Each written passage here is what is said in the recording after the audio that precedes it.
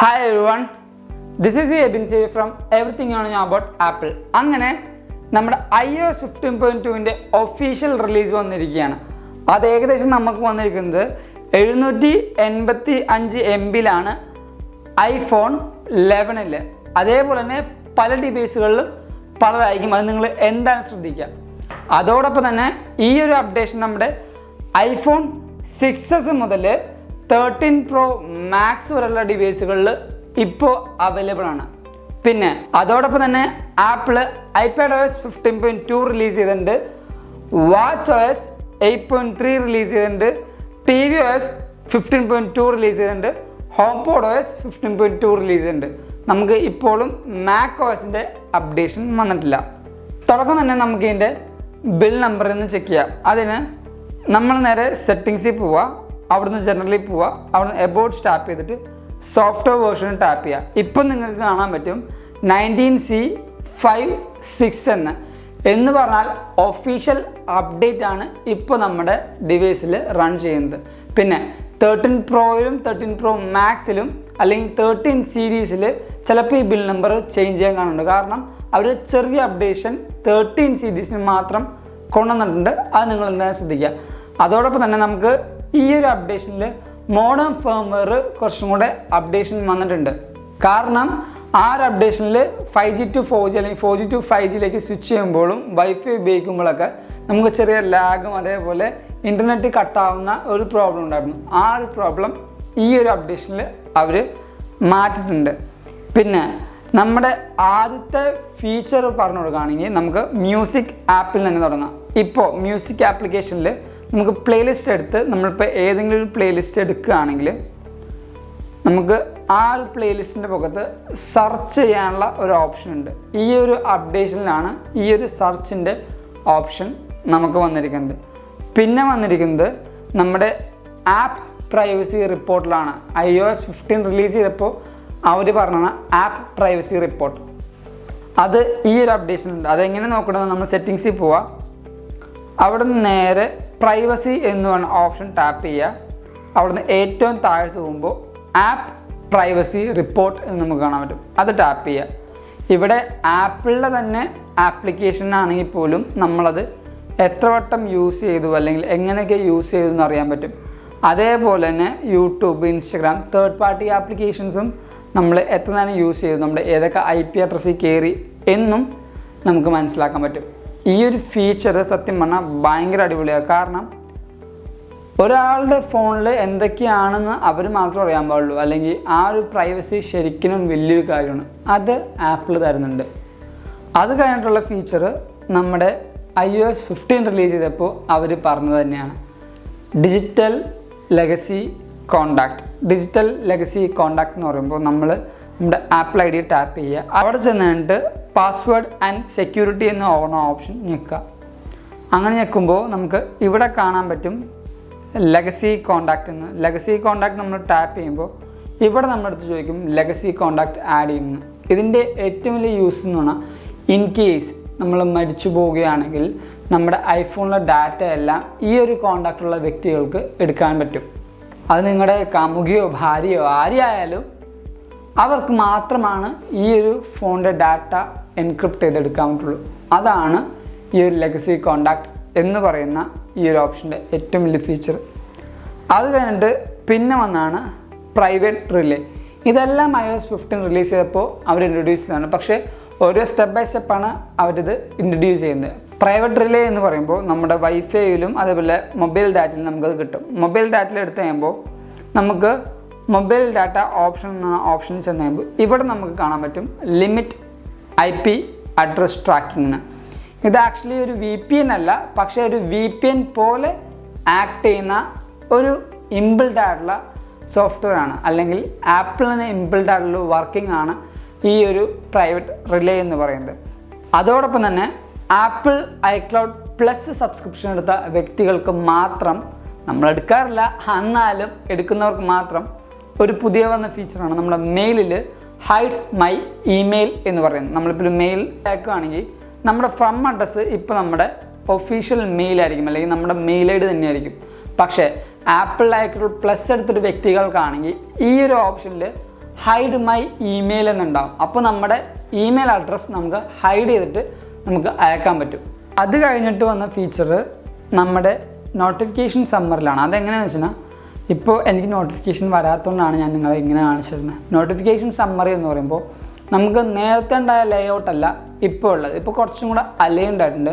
അതേപോലെ കുറച്ച് നല്ലൊരു ഭംഗിയിലാണ് ഈ ഒരു നോട്ടിഫിക്കേഷൻ സമ്മറി നമുക്ക് വരുന്നത്. അത് നോട്ടിഫിക്കേഷൻ സമ്മറി എനേബിൾ ചെയ്തിട്ടില്ലെങ്കിൽ നമ്മൾ നേരെ സെറ്റിങ്സിൽ പോവുക, അവിടുന്ന് നോട്ടിഫിക്കേഷൻ ടാപ്പ് ചെയ്യുക. അവിടെ നമുക്ക് സ്കെഡ്യൂൾ സമ്മറി എന്ന് കാണാൻ പറ്റും. ഇത് ഓൺ ചെയ്തിട്ട് നമ്മൾ ഏതൊക്കെ ടൈമിലാണ് നമ്മുടെ നോട്ടിഫിക്കേഷൻ സമ്മറി കാണിക്കേണ്ടത് എന്ന് നമ്മൾ സെറ്റ് ചെയ്തതിനാൽ ഇതേപോലെ നമ്മുടെ നോട്ടിഫിക്കേഷൻ സമ്മറി നമുക്ക് കാണാൻ പറ്റും. പിന്നെ വന്നത് നമ്മുടെ എമർജൻസി SOS എന്ന് പറഞ്ഞ ഓപ്ഷനാണ്. ഈ എമർജൻസി SOS നമ്മൾ പൊതുവെ യൂസ് ചെയ്യാറില്ല, എന്നാലും ഇതിലൊരു അപ്ഡേഷൻ വന്നിട്ടുണ്ട്. എന്താ വന്നതെന്ന് വെച്ചാൽ ഇപ്പോൾ നമുക്ക് എമർജൻസി SOSൽ യൂസ് ചെയ്യുമ്പോൾ നമുക്ക് ഇത്ര നാൾ 3 വരെയായിരുന്നു കൗണ്ട് ഡൗൺ ഉള്ളത്. പക്ഷേ ഇപ്പോൾ നമുക്ക് കാണാൻ പറ്റും നമ്മൾ എമർജൻസി SOS യൂസ് ചെയ്തതിനാൽ 8 സെക്കൻഡ് വരെ നമുക്കിപ്പോൾ കൗണ്ട് ഡൗൺ വരുന്നുണ്ട്. അതാണ് ഈ ഒരു പുതിയ അപ്ഡേഷനിൽ വന്ന ചേഞ്ച്. പിന്നെ പറയുകയാണെങ്കിൽ നമ്മുടെ വീടുകളിൽ 13 വയസ്സിന് താഴെയുള്ള കുട്ടികളുണ്ടെങ്കിൽ അവർക്ക് കമ്മ്യൂണിക്കേഷൻ സേഫ്റ്റി എന്ന് പറഞ്ഞൊരു ഓപ്ഷൻ വരുന്നുണ്ട്. അത് ആക്ച്വലി ഒരു സ്കാം അല്ല, എന്നാൽ കൂടെ നമ്മുടെ ഒരു കുട്ടികൾക്ക്, അഡൾട്ട് ആവാത്ത കുട്ടികൾക്ക് iMessageൽ കൂടെ എന്തെങ്കിലും എക്സ്പ്ലിക്റ്റ് ആയിട്ടോ അല്ലെങ്കിൽ എന്തെങ്കിലും അഡൾട്ട് കണ്ടന്റ് അയച്ചു കൊടുക്കുകയാണെങ്കിൽ നമ്മുടെ ഡിവൈസുകളിലെ ന്യൂറൽ എൻജിൻ അത് മനസ്സിലാക്കിയിട്ട് അത് സെക്ഷൽ കണ്ടന്റ് ആണ് അല്ലെങ്കിൽ അത് എക്സ്പ്ലിക്റ്റ് കണ്ടന്റ് ആണ് എന്ന് പറഞ്ഞൊരു പോപ്പപ്പ് മെസ്സേജ് അല്ലെങ്കിൽ സ്പ്ലാഷ് സ്ക്രീൻ വരുന്നതായിരിക്കും. അപ്പോൾ അവർ നമ്മളോട് ചോദിക്കും, ഈ ഒരു മെസ്സേജ് കാണാൻ ഏതെങ്കിലും അഡൾട്ടിനെ കോണ്ടാക്ട് ചെയ്യട്ടെ എന്ന് ചോദിക്കും. ഇത് ഒരു സ്കാം അല്ല, ഞാൻ പിന്നെയും പറയുകയാണ്. പക്ഷേ ഇത് വേറൊരു സെർവറിലേക്കോ ആപ്പിളിൻ്റെ ഒരു ഓതറൈസ്ഡ് സ്ഥലത്തേക്കോ ചെല്ലില്ല. ഇത് നമ്മുടെ ഡിവൈസിലെ ന്യൂറൽ എൻജിൻ മാത്രമാണ് മനസ്സിലാക്കുന്നത്. പിന്നെ iPhone 13 Pro 13 Pro Max ഉപയോഗിക്കുന്ന വ്യക്തികൾക്ക് മാത്രമുള്ളതാണ് ഈ ഒരു അപ്ഡേഷൻ. നമ്മൾ സെറ്റിങ്സിൽ പോവുക, അവിടുന്ന് ക്യാമറയിൽ ചെന്നിട്ട് ഏറ്റവും താഴെ ചെല്ലുമ്പോൾ മാക്രോൻ്റെ ഒരു ഓപ്ഷൻ വരുന്നുണ്ട്. മാക്രോ ഓപ്ഷൻ വരുമ്പോൾ അതിപ്പോൾ എനേബിൾ ചെയ്തിട്ടാണെങ്കിൽ നിങ്ങൾ ക്യാമറയിലേക്ക് ചെല്ലുവാണെങ്കിൽ നിങ്ങൾക്ക് സൈഡിൽ ഈ ഒരു സൈഡിൽ നിങ്ങൾക്ക് ചെറുതായിട്ട് ഒരു ഫ്ലവറിൻ്റെ ചിഹ്നം നമ്മുടെ നോർമൽ മാക്രോൻ്റെ സിമ്പിൾ കാണാൻ പറ്റും. അത് ഏറ്റവും പുതിയൊരു അപ്ഡേഷനിൽ വന്നൊരു മാറ്റമാണ്. അത് നിങ്ങൾ എന്തായാലും 13 Proയും 13 Pro Max ഉപയോഗിക്കുന്ന വ്യക്തികൾ ഉപയോഗിച്ച് നോക്കുക, നിങ്ങൾക്ക് എന്തായാലും ഇഷ്ടപ്പെടുന്നതായിരിക്കും. പിന്നെ വന്ന ചേഞ്ച് നമ്മുടെ ആപ്പിൾ TVയിലാണ്. ആപ്പിൾ TVയിൽ നമുക്ക് ഇപ്പോൾ ഇവിടെ സ്റ്റോർ എന്ന് പറഞ്ഞൊരു ഓപ്ഷൻ ഉണ്ട്. പണ്ട് നമ്മൾ ആപ്പിൾ TVയിലേക്ക് ഏതെങ്കിലും മൂവി എടുക്കണമെന്നാണെങ്കിൽ നമ്മൾ iTunesൽ പോയിട്ട് വേണമായിരുന്നു അവിടുന്ന് റെൻറ്റ് ചെയ്യാനും അല്ലെങ്കിൽ നമ്മൾ ബൈ ചെയ്യാനും. പക്ഷേ ഇപ്പോൾ ആപ്പിൾ TVയിൽ ആപ്പിൾ മ്യൂസിക് പോലെ തന്നെ നമുക്കിപ്പോൾ ഡൗൺലോഡ് ചെയ്യാനും അതേപോലെ തന്നെ വാങ്ങിക്കാനും റെൻറ്റ് ചെയ്യാനും ഇതിൽ തന്നെ ഓപ്ഷൻ ഉണ്ട്. പിന്നെ വന്ന ചേഞ്ച് കാർപ്ലേ ആണ്. പക്ഷേ ആ ഒരു കാർപ്ലേയുടെ അപ്ഡേഷൻ ലിമിറ്റഡ് ആയിട്ടുള്ള ചില സിറ്റികൾക്ക് മാത്രമേ ഉള്ളൂ.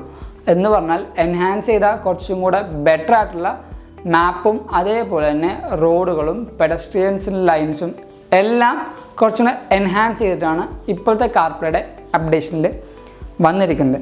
അതോടൊപ്പം തന്നെ ഏറ്റവും വലിയ ഫീച്ചർ നമുക്ക് പറയാനാണെങ്കിൽ നമ്മുടെ ഫോൺ ഇപ്പോൾ സ്വിച്ച് ഓഫ് ആവുകയോ അല്ലെങ്കിൽ കാണാതെ പോവുകയോ ചെയ്താൽ പവർ റിസർവ് മോഡിൽ നമുക്ക് ഫൈൻഡ് മൈൽ 5 മണിക്കൂറത്തോളം ഉള്ളിൽ നമുക്ക് കണ്ടുപിടിക്കാൻ പറ്റും. അത് ഈ ഒരു അപ്ഡേഷനിൽ വന്ന പുതിയ ചേഞ്ചാണ്. പിന്നെ നിങ്ങൾ എത്ര പേര് iPhone 10 പൊക്കത്ത് ഈ ഒരു അസിസ്റ്റീവ് ടച്ച് യൂസ് ചെയ്യുമെന്ന് എനിക്കറിയില്ല. പക്ഷേ അങ്ങനെ യൂസ് ചെയ്യുന്ന വ്യക്തികൾക്ക് ഇവിടെ ഈ ഒരു നോട്ടിഫിക്കേഷൻ സെൻറ്ററിൻ്റെ ഐക്കൺ മാറിയിട്ടുണ്ട്. പിന്നെ വന്ന ചേഞ്ച് നമ്മുടെ സ്റ്റോക്കിലാണ്. നമ്മുടെ നാട്ടിൽ എത്ര പേര് ഈ ഒരു സ്റ്റോക്ക് എന്ന് പറഞ്ഞ ആപ്പ് ഉപയോഗിക്കുന്നുണ്ട് എന്നെനിക്കറിയില്ല. എന്നാൽ കൂടെ ഈ ഒരു ആപ്പിലും നമുക്ക് ചെറിയൊരു ചേഞ്ച് ഉണ്ട്. ഇപ്പോൾ നമ്മളിവിടെ എടുക്കുകയാണെങ്കിൽ ഇവിടെ INR എന്ന് കാണാൻ പറ്റും, അതേപോലെ തന്നെ ഇവിടെ USD എന്ന് കാണാൻ പറ്റും. ഈ ഒരു ചേഞ്ചും അതേപോലെ തന്നെ ഇവിടെ ഈ ഒരു ഡേയിൻ്റെയും ഇയറിൻ്റെയും ലിസ്റ്റിലും ചെറിയൊരു ചേഞ്ച് വന്നിട്ടുണ്ട്. പിന്നെ ഈ ഒരു അപ്ഡേഷനിൽ അവർ ബഗ്ഗുകളും അതേപോലെ ഇഷ്യൂസും ഫിക്സ് ചെയ്തിട്ടുണ്ട്. അത് ഏതൊക്കെയാണെന്ന് വെച്ച് കഴിഞ്ഞാൽ ഇത്ര നാൾ നമ്മുടെ സിറി ഉപയോഗിച്ച് വോയിസ് ഓവർ ചെയ്യുമ്പോൾ ചെറിയൊരു കംപ്ലയിൻറ്റ് അല്ലെങ്കിൽ നമ്മൾ വോയിസ് ഓവർ എന്ന് പറയുന്ന ആ ഒരു ഓപ്ഷൻ ഉപയോഗിച്ച് നമ്മൾ ഫോൺ അൺലോക്ക് ചെയ്യാൻ നോക്കിയാലും ചില ഡിവൈസുകൾ വരുന്നുണ്ടാവില്ല. ആ ഒരു കംപ്ലയിൻറ്റ് ഒരു അപ്ഡേഷനിൽ അവർ മാറ്റുന്നുണ്ട്. പിന്നെ ആപ്പിൾ കലണ്ടറിൽ നമ്മൾ എടുക്കുകയാണെങ്കിൽ ആപ്പിൾ കലണ്ടറിൽ ചില ദിവസങ്ങൾ അല്ലെങ്കിൽ ചില ഇവൻറ്റുകൾ മാറ്റം ഉണ്ടായിരുന്നു. ആ ഒരു കറക്റ്റ് ഡേറ്റിലായിരുന്നില്ല ആ ഒരു ഇവൻറ്റ് കിടന്നിരുന്നത്. ആ ഒരു ബഗ്ഗും ഈ ഒരു അപ്ഡേഷനിൽ റിസോൾവ് ചെയ്തിട്ടുണ്ട്. പിന്നെ ഈ ഒരു അപ്ഡേഷനിൽ കുറച്ച് ഇഷ്യൂസും നമുക്ക് വന്നിട്ടുണ്ട്. അതെന്താണെന്ന് വെച്ച് കഴിഞ്ഞാൽ ബേറ്റ ടെസ്റ്റ് ചെയ്തപ്പോൾ പറഞ്ഞ പോലെ തന്നെ നമ്മുടെ ആപ്പിൾ മ്യൂസിക് നമ്മൾ യൂസ് ചെയ്യുമ്പോൾ കൂടുതൽ GPU നമ്മുടെ ഡിവൈസിൻ്റെ കൂടുതൽ GPU യൂസ് ചെയ്യുന്നുണ്ട്. അതുകൊണ്ട് തന്നെ നമ്മുടെ ഫോണുകൾക്ക് അത്യാവശ്യം കുറച്ച് ഹീറ്റിംഗ് ചില ഡിവൈസുകൾക്ക് ഫീൽ ചെയ്യുന്നുണ്ട്. അങ്ങനെ ഹീറ്റിംഗ് വേണ്ടതാണെങ്കിൽ നമുക്കൊന്നെങ്കിൽ നമ്മുടെ സോങ്സ് ഒക്കെ ഡൗൺലോഡ് ചെയ്തിട്ട് കേട്ടുകഴിഞ്ഞാൽ ആ ഒരു ഓൺലൈൻ സ്ട്രീമിങ്ങിൻ്റെ ആ ഒരു പ്രശ്നം മാറിക്കിട്ടും. പിന്നെ ബാറ്ററി ലൈഫിൻ്റെ കാര്യം പറയുകയാണെങ്കിൽ എനിക്ക് അത്യാവശ്യം നല്ല അടിപൊളിയായിട്ട് തന്നെ ബാറ്ററി കിട്ടുന്നുണ്ട്. കാരണം ഞാൻ നന്നായിട്ട് തന്നെ യൂസ് ചെയ്യുന്നുണ്ട്. ഇപ്പോൾ നിങ്ങൾക്ക് നോക്കിയറിയാം എൻ്റെ ബാറ്ററി ഹെൽത്ത് 100% ആണ്. ഞാൻ ഇന്നലെ രാത്രിയാണ് ഈ ഒരു ഡിവൈസ് കുത്തിയിട്ടത്. പക്ഷേ ഇപ്പോഴും നിങ്ങൾക്ക് എൻ്റെ ബാറ്ററിയുടെ ചാർട്ട് കാണാൻ പറ്റും. അത്യാവശ്യം നല്ല രീതിക്ക് തന്നെ എൻ്റെ ബാറ്ററി നിൽക്കുന്നുണ്ട്. പിന്നെ പെർഫോമൻസിൻ്റെ കാര്യം പറയുകയാണെങ്കിൽ ഈ ഒരു ഡിവൈസിൻ്റെ ആക്ച്വൽ പെർഫോമൻസ് അറിയണമെങ്കിൽ അല്ലെങ്കിൽ ഈ അപ്ഡേഷൻ്റെ ആക്ച്വൽ പെർഫോമൻസ് അറിയണമെങ്കിൽ ഒരു 2 ദിവസം നമ്മൾ മിനിമം യൂസ് ചെയ്യണം. അങ്ങനെ യൂസ് ചെയ്യുമ്പോഴാണ് നമുക്കിതിൻ്റെ ഒരു ആക്ച്വൽ പ്രോസസ്സിങ് അല്ലെങ്കിൽ ആ ഒരു പെർഫോമൻസ് നമുക്ക് മനസ്സിലാവുള്ളൂ. പിന്നെ ഹീറ്റിങ്ങും എനിക്ക് ഈ ഒരു അപ്ഡേഷൻ ചെയ്ത് കഴിഞ്ഞിട്ട് വലുതായിട്ട് ഫീൽ ചെയ്തിട്ടില്ല. ആ ഒരു ഹീറ്റിംഗ് ചെയ്യുന്നതാണെങ്കിലും അല്ലെങ്കിൽ ഹീറ്റിംഗ് അറിയുന്നതാണെങ്കിലും നമ്മൾ കുറച്ച് അധികം വലിയ ഗെയിംസും അല്ലെങ്കിൽ കുറച്ചും കൂടെ ഗ്രാഫിക്സ് കൂടി ഗെയിമൊക്കെ കളിക്കുമ്പോൾ ഹീറ്റിംഗ് ഉണ്ടോ എന്ന് ചെക്ക് ചെയ്യുക. അപ്പോഴാണ് കറക്റ്റ് മനസ്സിലാവുക. പിന്നെ ഞാൻ 15.2ൽ കുറച്ചും കൂടെ അപ്ഡേഷൻസ് വിചാരിച്ചു. ആ ഒരു അപ്ഡേഷൻ ഇത് വന്നിട്ടില്ല. പക്ഷേ 15.3 എന്ന് പറഞ്ഞ അപ്ഡേഷനിൽ അവർ കുറച്ചും കൂടെ മാറ്റങ്ങളും അത് വിഷ്വലിയും ഫിസിക്കലിയും കുറച്ചും കൂടെ മാറ്റങ്ങൾ കൊണ്ടുവരുന്നു വിശ്വസിക്കുന്നു. അപ്പോൾ 15.3 നമുക്ക് വേണമെങ്കിൽ ബേറ്റയായിട്ട് കിട്ടണമെങ്കിൽ ജാനുവരി ആവും ചിലപ്പോൾ. കാരണം ഈ ഒരു വീക്ക് ഫുള്ള് അവിടെ ക്രിസ്മസ് ഹോളിഡേ ആണ്. അതുകൊണ്ട് നമുക്ക് ജാനുവരിയിൽ നെക്സ്റ്റ് ഇയറിൽ തൊട്ട് നമുക്ക് ചിലപ്പോൾ ബേറ്റയായിട്ട് 15.3 റിലീസ് ചെയ്യുന്നതായിരിക്കും.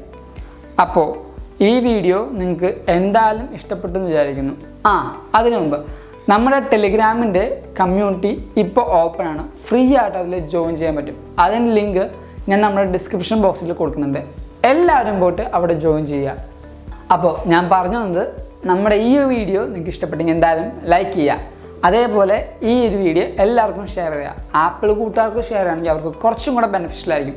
പിന്നെ നിങ്ങൾക്ക് ഇതിനെക്കാളും കൂടുതൽ അപ്ഡേഷൻസ് അല്ലെങ്കിൽ പുതിയ ഫീച്ചേഴ്സ് നിങ്ങൾക്ക് അറിയുമെങ്കിൽ അത് നൈസായിട്ട് കമൻറ്റ് ചെയ്യുക. അപ്പോൾ എൻ്റെ ഇൻസ്റ്റഗ്രാം ലിങ്കും ഞാൻ നമ്മുടെ ഡിസ്ക്രിപ്ഷൻ ബോക്സിൽ കൊടുക്കുന്നുണ്ട്. Go follow me in Instagram. And thank you so much for watching this whole video. This is Aben Xavier signing from everything you know about Apple.